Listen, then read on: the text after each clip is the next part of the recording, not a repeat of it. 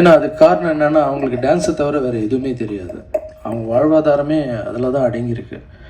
But 2 கை கால் இல்லைனா கூட எங்களால் சாதிக்க முடியுன்ற அந்த தன்னம்பிக்கை எனக்கு ரொம்ப பிடிக்கும் பசங்கிட்ட. எனக்கே ஒரு சில டைமில் வந்து நான் ரொம்ப டல்லானாலும் இல்லை ஏதாவது ஒரு விஷயத்தில் அப்செட் ஆனாலும் பசங்களை கூப்பிட்டு ஒரு 5 நிமிஷம் ஆட வச்சாலே இவங்களே இவ்வளோ சாதிக்கிறாங்க, நம்ம இதுக்கெல்லாம் அப்செட் ஆகிறோமோன்னு நம்மளுக்கு ஒரு ரீசார்ஜ் மாதிரி பண்ணிப்பேன் பசங்களை பார்க்கும்போது. ஸோ இந்த பசங்க வந்து கொஞ்ச நாளாக பார்த்தீங்கன்னா பசங்க வந்து வாய்ஸ் எல்லாம் ரொம்ப டல்லாக இருந்தது. என்ன கண்ணா நான் ப்ரோக்ராம்லாம் கொஞ்சம் கம்மியாகிடுச்சுண்ணே, டான்ஸ் ப்ரோக்ராம்லாம் கம்மியாகிடுச்சு அப்படின்னு ஒரு ஃபோன் கால். அது இல்லை கண்ணா, கொஞ்சம் எப்போ பார்த்தாலும் ஸ்டேஜில் வந்துக்கிட்டே இருக்கணும், சினிமாவில் ஆடிக்கிட்டே இருக்கணும். மேக்ஸிமம் நான் பண்ணுற படத்தில் எல்லாத்துலேயும் வந்து நான் என்ன சொல்லுவேன்னா ப்ரொடியூசர்ஸ்கிட்டே டைரக்டர்கிட்ட அந்த மாற்றுத்திறனாளி பசங்களை யூஸ் பண்ணலாமே அப்படின்னு. அதுக்கு ஒரு சிலர் சொல்லுவாங்க, மாஸ்டர் எல்லா இடத்துலையும் அவங்களையே போட்டால் ஒரு மாதிரி இல்லை மாஸ்டர், ரிப்பீட் ஆகிற மாதிரி இல்லைன்னு. எத்தனை தடவை 9th தர த்ரிஷாலாம் வந்து பண்ண பார்க்குறோம்ல சார், அதே மாதிரி நம்ம பசங்களை பார்க்கட்டும் சார். ஸோ இவங்கள பார்த்தா வாழ்வாதாரம் வந்து ஸோ எத்தனையோ லாரன்ஸ் படம், எத்தனையோ பெரிய பெரிய ஹீரோக்கள் படம் ரிப்பீட் பண்ணி பார்க்குறாங்களே சார், ஒரு வாழ்வாதாரத்துக்காக சார்னு சொல்லும்போது ஒரு சிலர் ஒத்துப்பாங்க, ஒரு சிலர் வந்து ரிப்பீட் வேணான்னு சொல்லிவிடுவாங்க. நான் மேக்ஸிமம் இது பண்ணிவிடுவேன். அதுக்கப்புறம் பசங்க ஒரு நாள் ஃபோன் பண்ணி, மாஸ்டர் மல்லர் கம்பன் இருக்குது, அப்படி ஒரு வித்தை இருக்குது, நாங்கள் கற்றுக்கிட்டு என்ன டான்ஸுன்னா தானே ஒரே மாதிரி இருக்குது, இது நான் கற்றுக்கிட்டு பண்ணட்டுமா அப்படின்னு. அது என்னன்னு நான் ஃபஸ்ட்டு தெரிஞ்சுக்கிட்டேன்.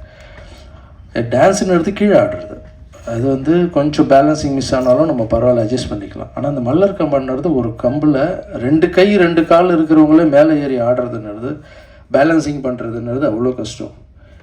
நீங்கள் எப்படிப்பா அதை பண்ண முடியும் அப்படின்னு கேட்டேன். இல்லை மாஸ்டர், இதை நாங்கள் சாதிச்சு காமிக்கிறோம் அப்படின்னு சொன்னாங்க பசங்க.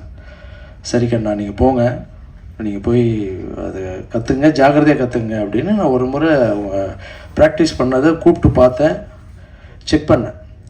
ஆனால் ஒரே ஒரு விஷயம் சொல்லுவாங்க, எக்ஸாமில் நான் தோற்று போயிட்டேன்னு சூசைட் பண்ணிக்கிறவங்க, அப்புறம் நான் கடன் வாங்கிட்டு எனக்கு பிரச்சனையாக இருக்குன்னு இறந்து போகிறவங்க, வாழ்க்கையில் வந்து தன்னம்பிக்கை இல்லாமல் எவ்வளோ விஷயங்கள்லாம் நடக்குது. பட் இந்த பசங்களை சொல்லணுன்னா இவங்களுடைய தன்னம்பிக்கை நான் அதை பார்க்கும்போது இவங்கள பார்த்து நம்மளுக்கெல்லாம் கற்றுக்கணும். நிஜமாக அந்த மாதிரி சூசைட் பண்ணிக்கிறவங்க, பட் 2 கை 2 கால் எதுவுமே இல்லாமல் மேலே ஏறுறாங்க, சாகசம் பண்ணுறாங்க, என்னென்னவோ பண்ணுறாங்க. இந்த உலகத்தில் வந்து கடவுள் வந்து 2 கை 2 கால், கம்ப்யூட்டர் மாதிரி ஒரு பிரெயின் எல்லாம் கொடுத்து கூட கடவுளை திட்டிகிட்டு இருக்கோம் நம்ம, இன்னும் எதுவும் கொடுக்கலன்னு. 2 கை 2 கால் இல்லைன்னா கூட இவ்வளோ சாதிச்சு காமிச்சிருக்கானுங்க பசங்க. அவங்க வந்து ஆடி காமிக்கும் போது எனக்கு தோணுச்சு, இவங்க என்ன வேணால் சாதிப்பாங்க, இது கின்னஸ் புக் ரெக்கார்டு கூட போகிறதுக்கு வாய்ப்பு இருக்குடா அப்படின்னு எல்லாரையும் கட்டி பிடிச்சி நான் ரொம்ப ஹாப்பியாக ஃபீல் ஆனேன். பட் அது வந்து நான் மட்டும் அந்த அந்த சந்தோஷத்தை இல்லாமல் அது உங்கள் கண் பார்வைக்கு மீடியாவுக்கு முன்னாடி எடுத்துகிட்டு வந்தேன். இந்த ப்ரெஸ் மீட்டுக்கு காரணமே என்னென்னா, இந்த பசங்களுக்கு நிறைய ப்ரோக்ராம் கிடைக்கணும், இவ்வளோ கஷ்டப்படுறாங்க. ஸோ உங்கள் வீட்டில் கல்யாண நிகழ்ச்சிகள் நடக்கலாம், இல்லை காலேஜ் ஃபங்க்ஷன் நடக்கலாம், இல்லைனா வந்து அரசியல் நிகழ்ச்சிகள் நடக்கலாம், இல்லைனா எந்த ஃபங்க்ஷன்லாம் நடக்குதோ அவங்களுக்கெல்லாம் நான் ஒரு வாழ்த்து சொல்லி என்னுடைய வீடியோ அனுப்புகிறேன். ஏன்னா அதுதான் அவங்க வாடகை கட்டணும், அதுதான் அவங்க லைஃப்பை பார்த்துக்கணும். இது மட்டும் இல்லாமல் தமிழ்நாடு ஃபுல்லாக நான் எப்போல்லாம் ஃப்ரீயாக இருக்கணும், ஒரு மேடை ஒன்று ரெடி பண்ணி எங்கெல்லாம் வந்து இந்த கலையை எடுத்துகிட்டு போய், ஏன்னா இது வந்து இது பாரம்பரிய கலை, இது வந்து அழிஞ்சிடக்கூடாது. அதுவும் இந்த பசங்க பண்ணுறதுன்றது ரொம்ப பெரிய விஷயம். நான் எப்போல்லாம் ஃப்ரீயாக இருக்கணும் பசங்களை கூப்பிட்டு தமிழ்நாடு ஃபுல்லாக ஒரு ஷோ பண்ணலான்னு பிளான் பண்ணியிருக்கேன். ஸோ இது மட்டும் பத்தாது, இந்த நிகழ்ச்சியை வந்து நீங்கள் மீடியா ஆட்கள் எடுத்துகிட்டு போய் எவ்வளோ சேர்க்குறீங்களோ அவங்களுக்கு ப்ரோக்ராம் கிடைக்கும். ஒரு பையனுக்கு வந்து நீங்கள் நம்ப மாட்டீங்க கண்ணா, நீங்கள் பார்க்கணும்,